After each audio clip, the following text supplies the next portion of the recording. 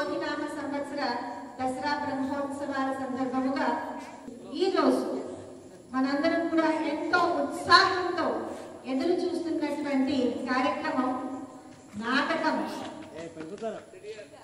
ఈ నాటకం అనేది డాన్స్ కి సంగీతానికి కొంచెం భిన్నంగా ఉంటూ మన నిజ జీవితంలో ఉండే మన రోజు కూడా మన జీవితంలో ఎదుర్కొనే ఈ నవరసాలు ఏవైతే ఉన్నాయో వీటన్నింటినీ కూడా కొంచెం వైవిధ్యభరితంగా చూపిస్తూ మనకి తిరిగి ప్రదర్శించేదే ఒక నాటకం.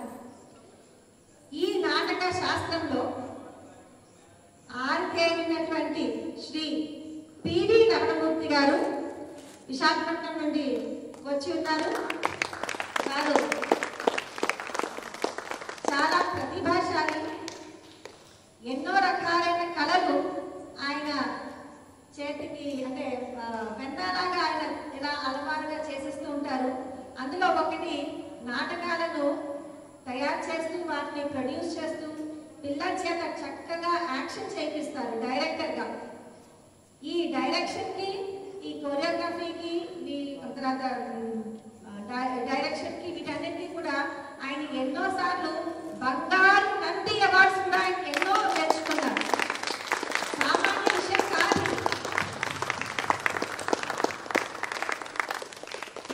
దేవీపురం అనేది ఒక ప్రత్యేకమైన స్థానం ఉంది ఆయన హృదయంలోని.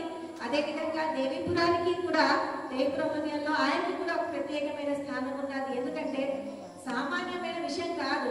చిన్నారులను ఎవరైతే తల్లిదండ్రులు లేనటువంటి వాళ్ళు ఆర్ఫన్స్ గా ఉన్నారో అటువంటి వారిని, హాస్టల్స్ లో ఉన్నటువంటి పిల్లల్ని, అబ్బాయిని అమ్మాయిని కూడా చేరదీసి వారందరినీ కూడా నాటకంలో మంచి మెడుగులు అన్ని కూడా నేర్పించి వాళ్ళ చేత నాటకం వేయించి నంది అవార్డ్స్ తెప్పించుకున్న ఘనత దీనికి చెందింది. సో శ్రీ పివి రమణమూర్తి గారు ఈ మధ్యలో 2-3 సంవత్సరాలు అడిగినప్పటికీ అప్పుడు కుదరలేదు. ఈ రోజు ఫైనల్ గా కుదిరింది. చాలా చాలా అంటే చాలా ఆనందంగా ఉన్నది. ఎప్పుడెప్పుడు అని చెప్పేసి కోరుకుంటూ ఉన్నాము. ఈరోజు మరొక ప్రత్యేకత ఏంటంటే గురుజీ శ్రీ అమృతానందనాథ సరస్వతి గారు అమ్మవారిలో ఐక్యమైన రోజు ఈరోజు 10వ తేదీ. సో ఇదేటికి 9 సంవత్సరాలు పూర్తయింది. అటువంటిది ఆయనకి చాలా ఇష్టమైనది ఏంటంటే పిల్లల చేత చక్కగా ఈ కార్యక్రమాలని చేయిస్తుంటే ఆయన ఎంతో ఆనందిస్తారు. అటువంటిది ఈరోజు ఈ నాటిక అనుకోకుండా ఈ రకంగా కుదిరింది. సో ఇంకొన్ని వివరాలు చెప్పమని చెప్పేసి శ్రీ రమణమూర్తి గారిని కోరుతూ వారికి మైకు అందిస్తున్నారు. సంక్షిప్త భారతం ఒక 9 మంది పిల్లలతో మహాభారతంలోని పాత్రలను పరిచయం చేస్తున్నాం. దానికి రచన అయ్యల సోమయాజుల రామజోగారావు గారు. అలాగే ఈ సంక్షిప్త భారతం తర్వాత ప్రముఖ సినీ రచయిత తనికెళ్ళ భరణి గారు రచించినటువంటి కుక్కరొక్కు ఒక నాటికని ఇద్దరు కొత్త వాళ్ళను తయారు చేసి దానికి ఒక 40 సంవత్సరాల చరిత్ర ఉన్న భారతదేశంలో సంచలనం సృష్టించినటువంటి ఒక నాటికని మీ అందరి ముందు ప్రదర్శించడానికి సిద్ధంగా ఉన్నాం.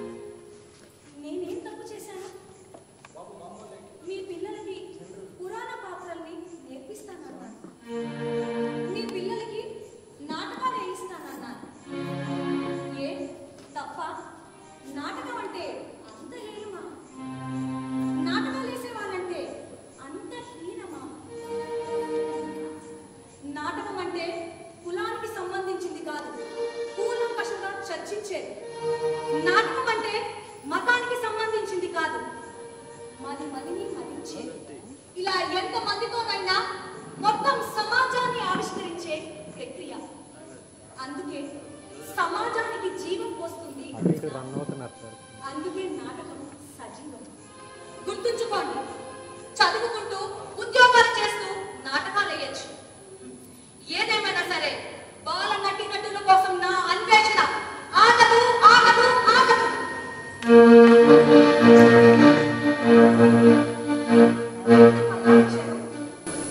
మీ పేరెంట్స్ మిమ్మల్ని పంపించారా? మరి ఎందుకు వచ్చారమ్మా? అలా పేరెంట్స్ చెప్పకుండా రావడం తప్పే కదా. పేరెంట్స్ని ఎప్పుడు బాధ పెట్టకూడదు. పేరెంట్స్ చెప్పినట్టు మనం వినాలి, సరేనా? ఓకే, మరి అయినా ఇప్పుడు ఎందుకు వచ్చారు? నాటకాల కోసమే కదా. సరే, ప్రస్తుత కాలంలో తల్లిదండ్రులు ఒక ఆట లేదు పాట లేదు, చదువు చదువు చదువు అంటూనే ఉన్నారు. అలాంటిది ఈ పిల్లలకి నేను పురాణ పాత్రలు నేర్పిస్తూ ఉంటే నన్ను తిడుతున్నారు. కానీ అది ఎంత ముఖ్యమో అన్నది ఇప్పుడు తెలియదండి, తర్వాత మనకు తెలుస్తుంది. సరే, ఇంతకుముందు మనం నేర్చుకున్నాం కదా కొన్ని క్యారెక్టర్స్, పాత్రలు. అవి ఇప్పుడు మన ఫ్రెండ్స్ తోటి చేసి చూపిద్దాం, సరేనా?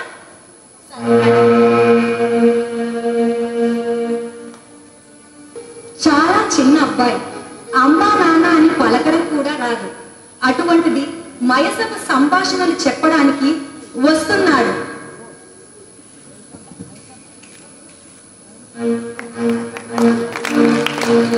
గట్టిగా చప్పట్లు కొట్టండి.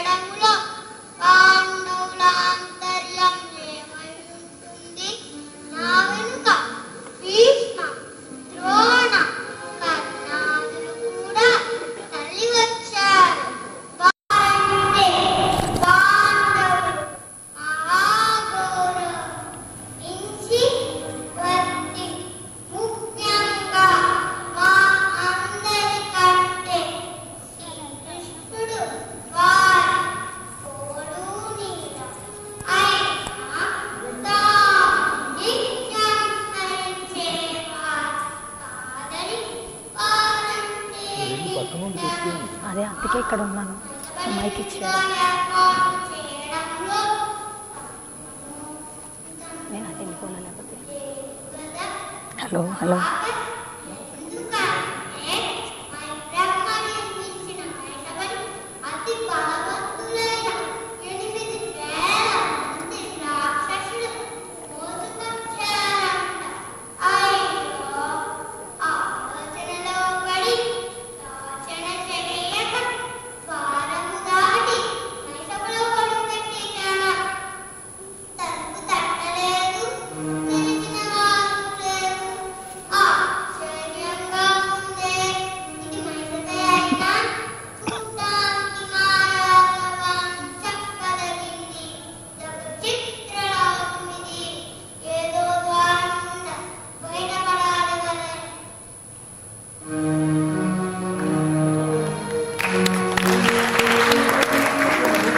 చిన్నవాడు కనుక కొంతవరకే చెప్పగలిగాడు. తర్వాత అంతే మీకు తెలిసినదే కదా.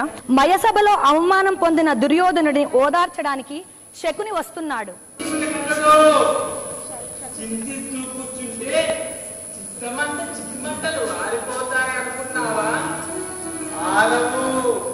మనకు మనమే ఆడుకోవాలి. నీకు అవమానం జరిగిందని నీవు అనుకుంటున్నావు, కానీ మేము గురు సార్వభౌముడికి అవమానం జరిగిందని బాధపడుతున్నాం. అందుకే నీకు 4 కోట్ల మధ్య జరిగిన అవమానానికి అవ్వారికి, అదే పాండవులకి బహిరంగంగా జరగాలి. అవమానం కాదు, పరాభవం, తలెత్తుకోలేని పరాభవం జరగాలి.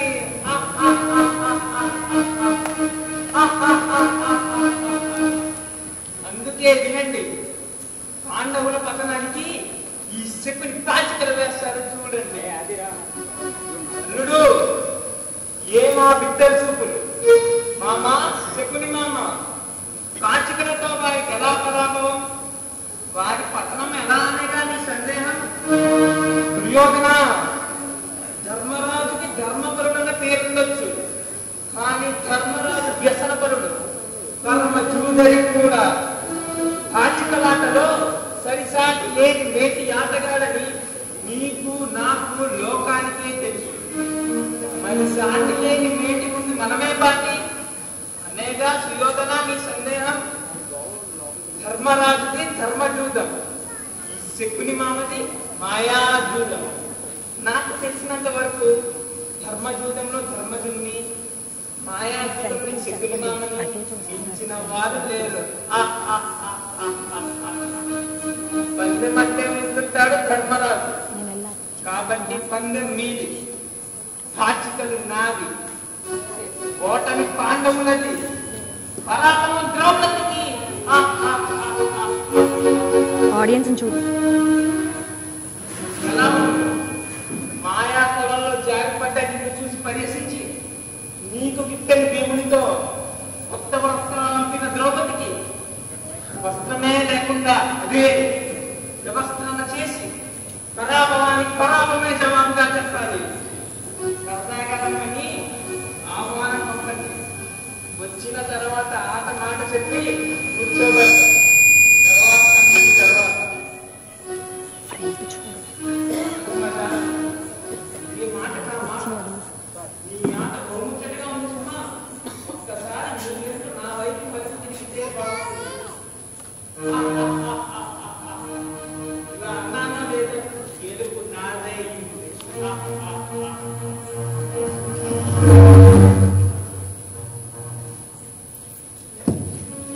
దుర్యోధన, ధర్మరాజు ఐశ్వర్యం, రాజ్యం, తమ్ముళ్ళు, చివరికి ధర్మజునితో పాటు ద్రౌపదిని కూడా గెలిచి నీ బలం చేశాను.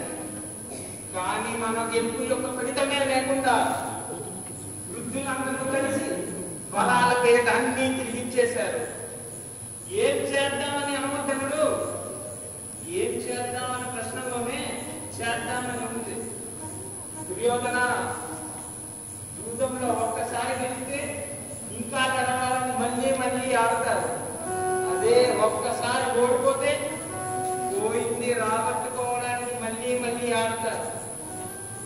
నిజానికి మనం జూదం ఆడతామని అనుకుంటాం, కానీ అదే పొరపాటు. జూదమే మనల్ని ఆడతారని అనుకో. దుర్యోధన,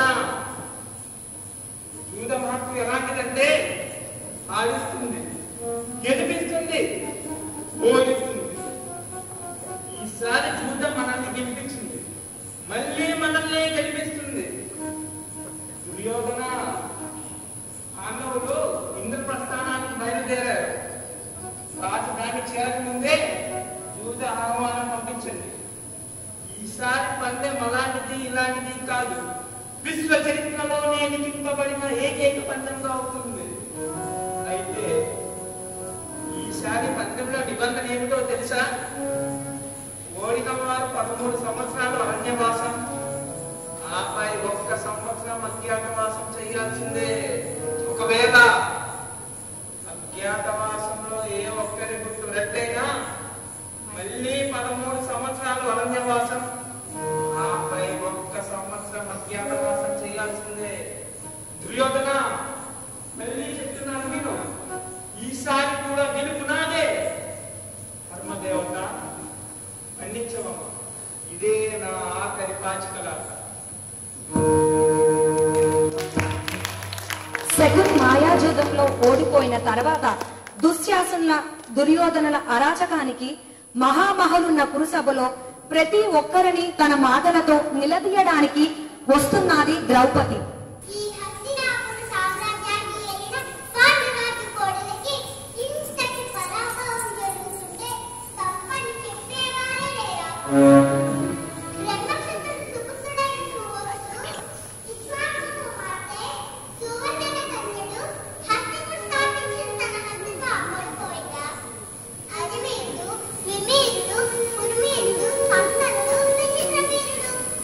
పాండురాజు వంటి వారి పరిపాలనలో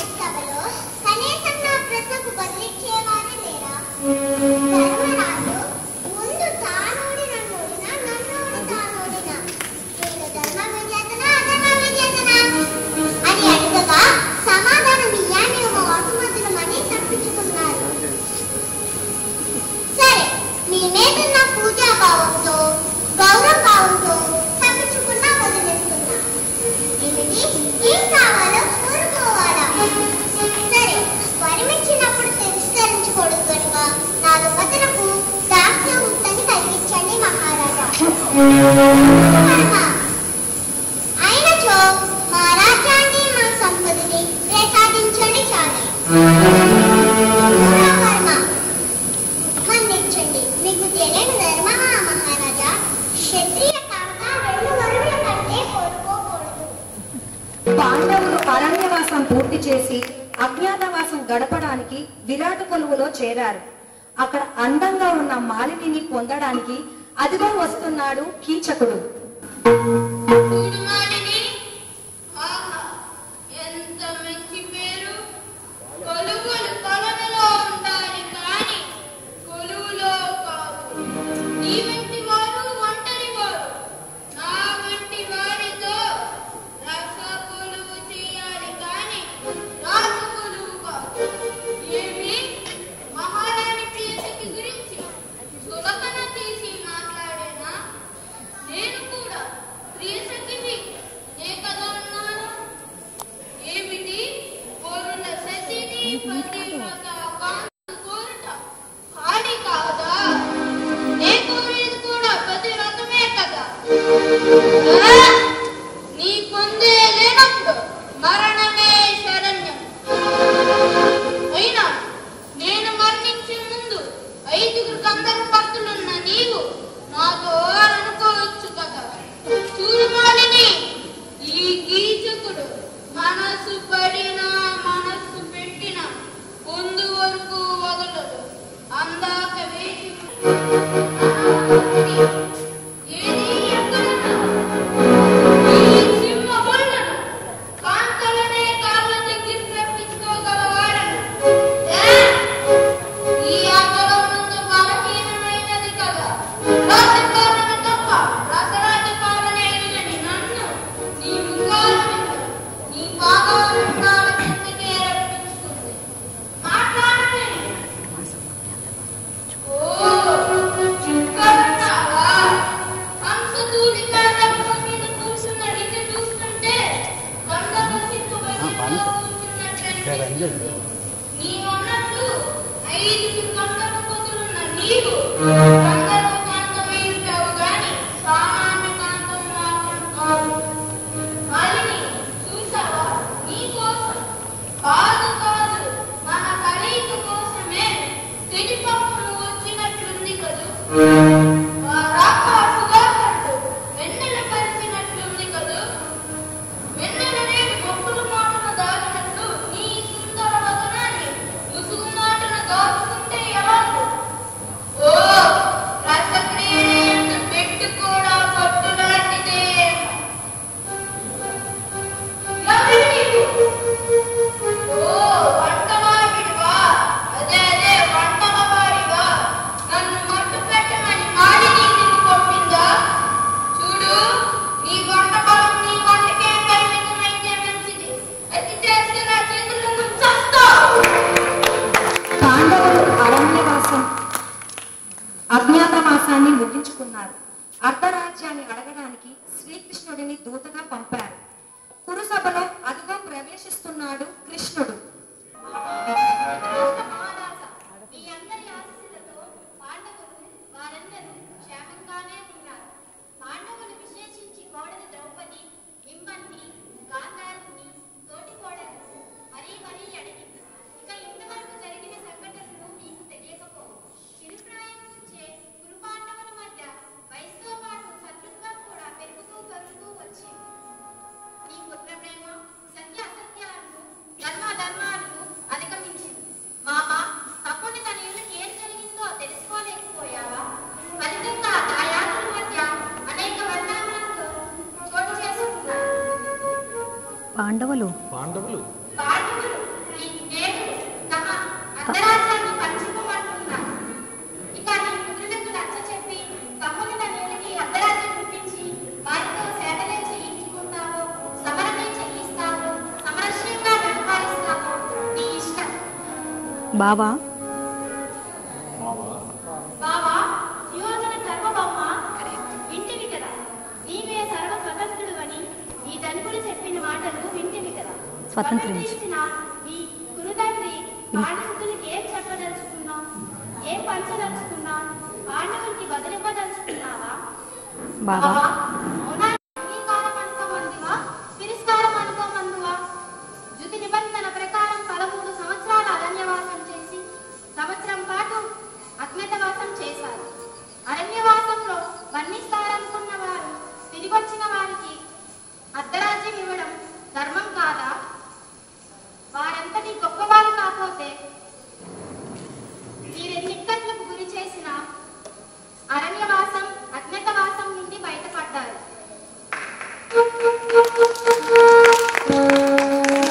కురు పాండవుల మధ్య సంధి పొసగలేదు. దీంతో దాయాదుల మధ్య సమరం అనివార్యమైంది. ఇరు పక్షాలు ఎవరికి వారు యుద్ధం మొదలు పెట్టారు. శ్రీకృష్ణ రాయబారంలో శ్రీకృష్ణుని వారించడానికి ధ్వజమెత్తిన దుర్యోధనుడు మీ ముందుకు వస్తున్నాడు. నీవు దూతగా వచ్చినా కూడా సమానం కావడం కావున ఉచితాసనం వేసి సముద్రకాన్ని గమనించాడు. దూత కృతులు నిలపడానికి వచ్చిన వాడు కలిసిన వారి హెచ్చరికో అసాంఘిక మాటలో సమయందు ప్రస్తావించలేగా వారి బలపరాక్రమాలు ప్రస్తుతి చేస్తే భయపడేవారని ఎరుకరా? అంత పరాక్రమవంతులైతే 5 ఎక్కడి ఎరుగుతాయలా? అది కాక వారు నిజంగా నాకున్న తండ్రి కుమారులైనచో ఆజ్ఞాచరించుటలో అర్థం ఉంది. వారు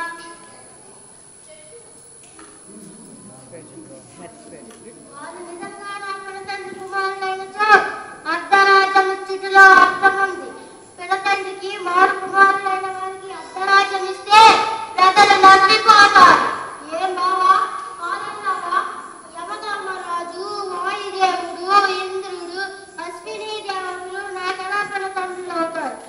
నాకు కాయని వారికి అర్ధరాజ్యం ఇవ్వడం కాదు కదా, 5గురికి కలిపి ఒక్క ఊరు కూడా ఇవ్వడు. అంతెందుకు సూదు మనం మోపినంత నేల కూడా ఇచ్చుట కదా. ఇక బలపరాక్రమాలు అంటావా? అవి ఏ ఒక్కరి సొంతం కాదు. ఇక తేలవలసింది కథన రంగము. వారంత వీరులంటే సమరానికి సిద్ధంగా కారణం. ఇదే ఈ సూర్యోదన సార్వభౌముని మాట.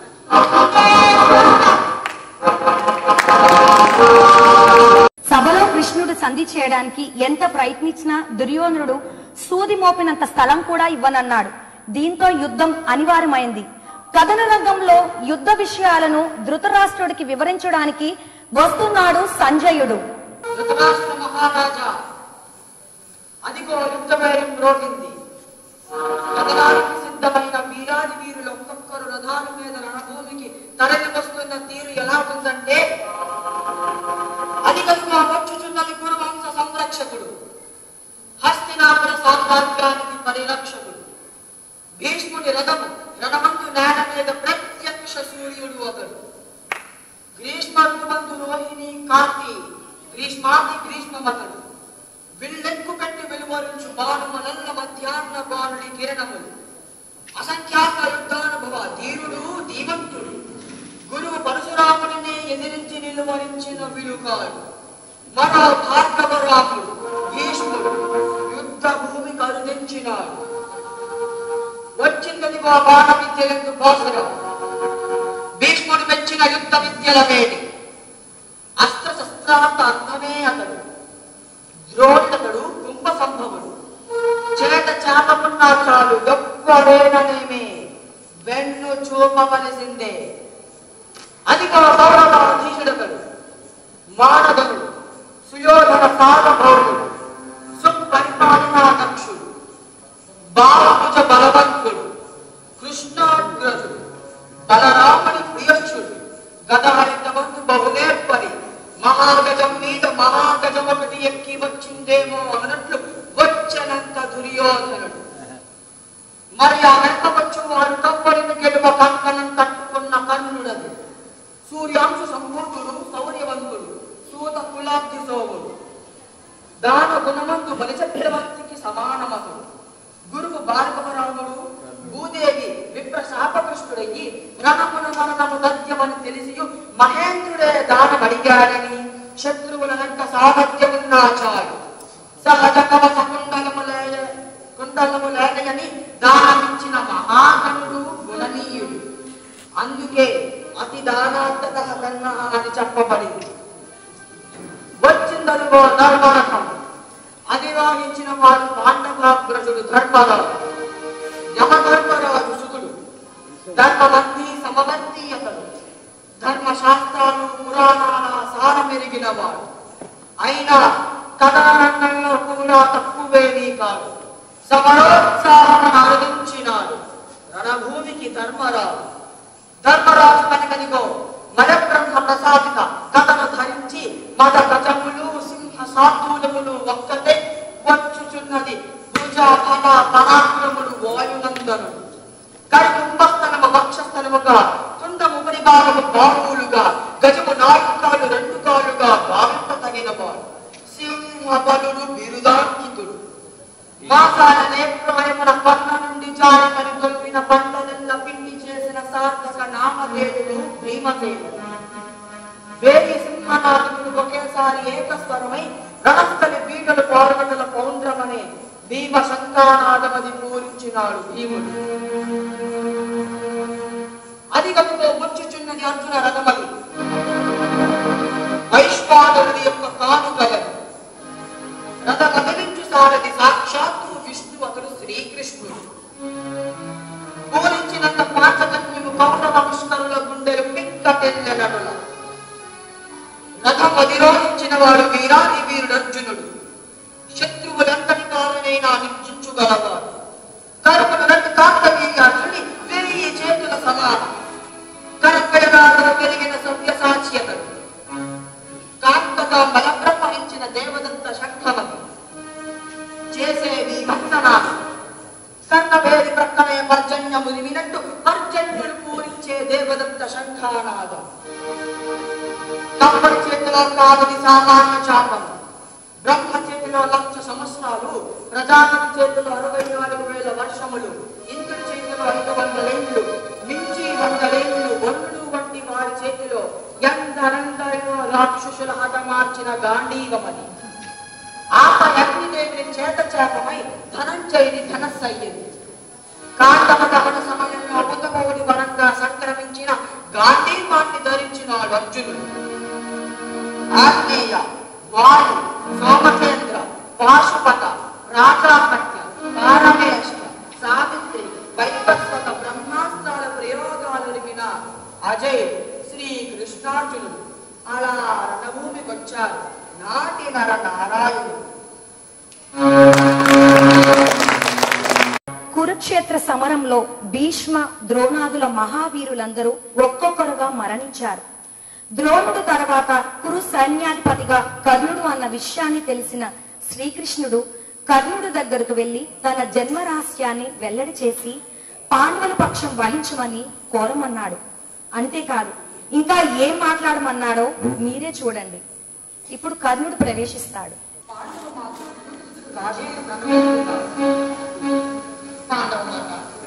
మీరిలా శత్రు శిబిరానికి రాకూడదు. మరొకన్న కన్నాను ఉచ్చరించినట్టున్నారు. కన్నాన్ని సంబోధించండి అమ్మా. నేను కరుణేని తెలుసు. అవును, రాజపాలన విఫలమైనప్పుడు నా జన్మరహస్యాన్ని చెప్పి నన్ను పాండవ పక్షం వహించమన్నాడు కృష్ణుడు. పాండవ పక్షంలోకి రావడం అసాధ్యమని నేను అప్పుడే చెప్పాను. భీష్మాచార్యులు వారు కూడా అంపశయ్య మీద ఉన్నప్పుడు నా జన్మరహస్యాన్ని చెప్పారు. కానీ నీతి నియమాలు ధర్మాధర్మాలు తెలిసిన వారు కనుక నన్ను పాండవ పక్షం వహించమని కోరలేదు. మీరు గంటలకి వచ్చుంటే దయచేయండమ్మా. క్షమించండి కుంతీదేవి. మాటి మాటికి కన్నా కన్నా అని పిలవకండి.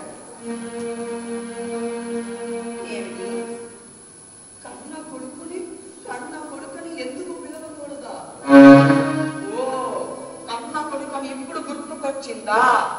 కన్నాక నిర్దాక్షిణ్యంగా నదిలో జార విడిచినప్పుడు కొడుకుని గుర్తుకు రాలేదా?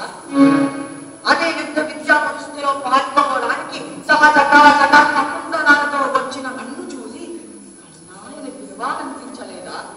అదే యుద్ధ విద్యా పరిస్థితి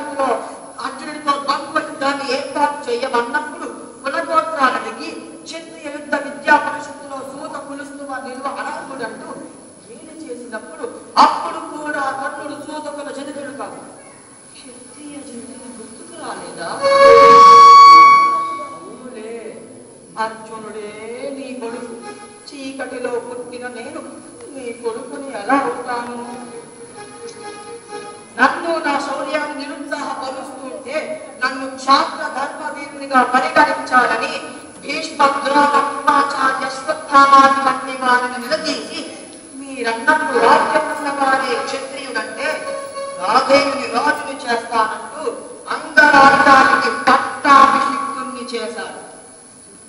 ప్రాణమిత్రుల్ని భావించి అంత సంకాశాలనిచ్చి గౌరవించిన సుయోధనుడైన సార్వభౌముడు. మేము ఒకే ప్రాణమున్న రెండు శరీరాలమైన వారు. అందుకే ఈ రాజేయుడు కౌరవుల్లో ఒకరిగా కలిసిపోయాడు. నా చివరి రక్తము కొట్టు పూర్వపక్షమే అయినా జన్మనిచ్చావు కనుక నీకు ఒక వరమిస్తాను.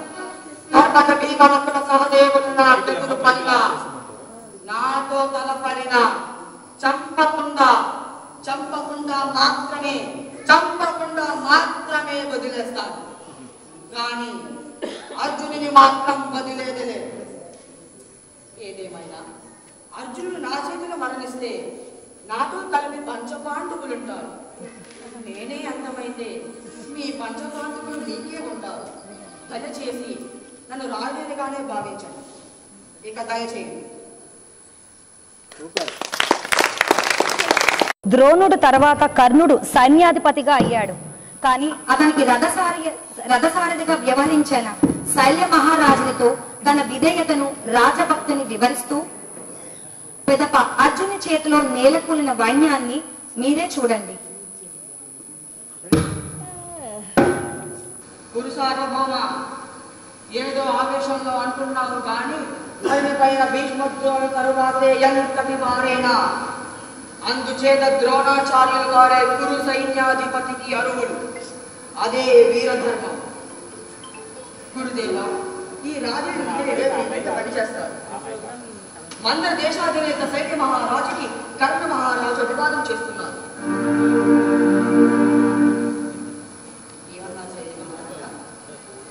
అది విధేయత. గురు సార్వభౌముడు ఒక్కడి మీద కాదు నా విధేయత. పెద్దవారంటే గౌరవం, ఆశ్రయం ఇచ్చిన వారి మీద కృతజ్ఞత, ఆదరించిన వారి పట్ల ఆత్మీయత. గురువుల మీద భక్తి లేని వానికి లోకంలో జీవించు అర్హత లేదు. అటువంటిది నన్ను ఆదరించి సమాజంలో నాకు ఒక స్థాయిని అర్హతని కల్పించడమే కాక అర్ధ సింహాసనమిచ్చి గౌరవించిన సుయోధనుడికి విధేయుడు. తమ కుమారునిగా భావించి ఆత్మీయత పంచిన గాంధారి మాటకు విధేయుడు. అన్నగా చూసిన గురు సోదరుడికి విధేయుడు. తమలో ఒకరికి అభిమానించిన భీష్మద్రోణ కృపాచార్య అశ్వత్థామాది వంటి వారికే విధేయుడు. మనిషికి ఎలాగో మరణం తప్పదు, కానీ మరణంలో కూడా విధేయులు ఉండాలి. శల్య మహారాజా నన్ను చంపగలిగిన వారు ఎదురుగా ఉన్నప్పుడు ఆ మరణాన్ని గర్వంగా స్వీకరిస్తాను. అల్పుని చేతిలో మరణించిన అది వీర మరణమే. కానీ ఇచ్చిన మాట ఆడిన మాట తప్పి మరణిస్తే అది హీన మరణమే.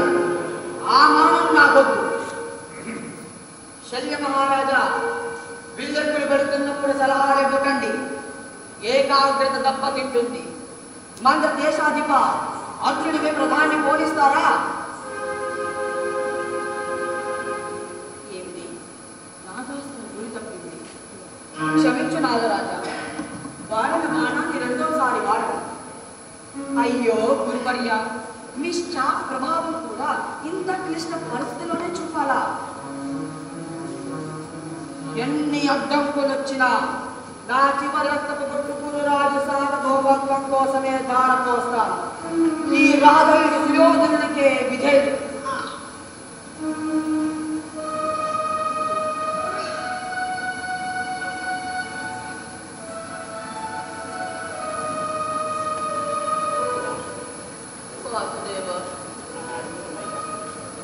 నిన్ను తెలుసుకోవడం సాధ్యం కాదు. నేనెంతవాడు భూషణకు అతీతుడవు. నేనంత మూర్ఖుడను కృష్ణ. నిరాయుడైన నా మీద బాణం వేయమని ప్రోత్సహించమన్నప్పుడు ఇటువంటి అనుచిత సలహాలివ్వడమా? ధర్మములు, యుద్ధ ధర్మములు, న్యాయములు, ఉచితానుచితములు తెలిసిన వారు అంటారే.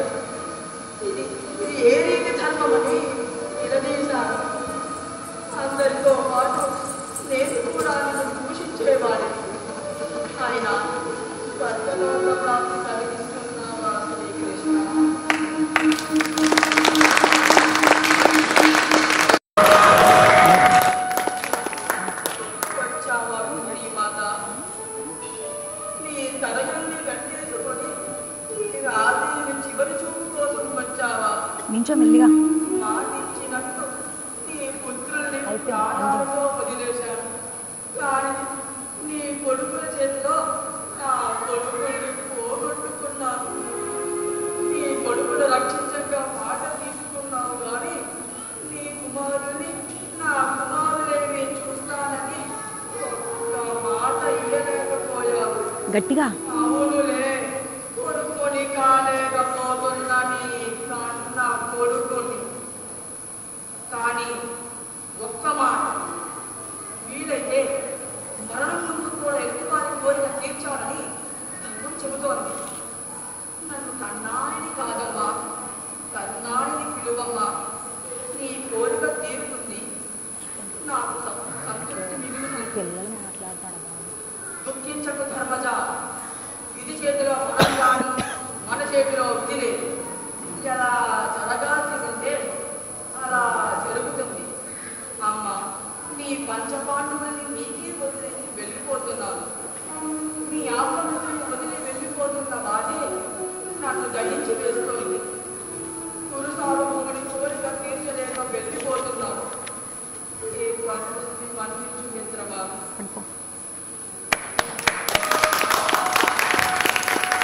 కర్ణుని మరణంతో యుద్ధం ముగిసింది.